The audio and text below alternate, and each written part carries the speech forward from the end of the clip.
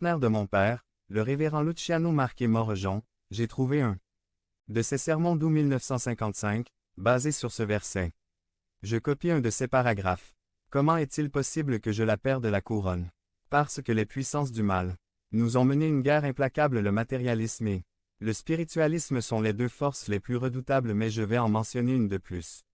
Et c'est celle-ci, l'indifférence d'un grand nombre de membres de notre des églises. Combien de travail cela nous coûte-t-il pour en gagner un pour la cause du Christ? Et cette même personne, bien qu'à plusieurs reprises elle témoigne de sa gratitude pour avoir été gagnée, pour quelque raison grande ou petite, lève le pied de l'Église.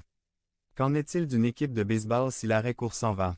Et il conclut, une vie entièrement consacrée au Christ est la vraie posture du chrétien pour conserver sa couronne. Je crois que ces paroles sont toujours valables aujourd'hui. Des fidèles à l'humanité. Nous sommes appelés à être sel et lumière de la terre. Sommes-nous en train de disparaître comme le sel? Profitons-nous de chaque opportunité que Dieu nous donne pour prêcher, pour partager ce que Dieu a fait pour nous. Si nous ne parlons pas, les pierres parleront, mais Dieu nous poursuivra en justice pour notre froideur. Conclusion. Que promet Dieu à ceux qui sont fidèles dans la vie chrétienne? Psaume 101, 6. Je poserai mes yeux sur les fidèles du pays, afin qu'ils soient avec moi. Celui qui marche sur le chemin de la perfection, il me servira. Proverbe 28, 20 dit. Un homme fidèle sera grandement béni. Celui qui s'enrichit rapidement ne le fera pas sans culpabilité. Luc 7, 23. Bienheureux celui qui ne trébuche pas à cause de moi. NIV. En d'autres termes, bienheureux est celui qui ne vacille pas dans la foi, celui qui n'abandonne pas, et qui reste fidèle dans son service à Dieu, quelles que soient les circonstances ou la douleur vécue, car à la fin il recevra la récompense. Fixons-nous comme objectif cette année d'être fidèles à Dieu dans les grandes et les petites choses, avec l'assurance que Dieu est toujours fidèle en tout. Devenez membre de la chaîne et soyez un instrument de la parole de Dieu. Ne manquez pas cette opportunité d'avoir un impact sur des vies. Cliquez maintenant sur le lien dans la description et aidez-nous à diffuser la parole de Dieu. Cana par Paul, Andrew. Résumé. Deuxième dimanche du temps ordinaire. Année Cana. Jésus a démontré ses limites personnelles.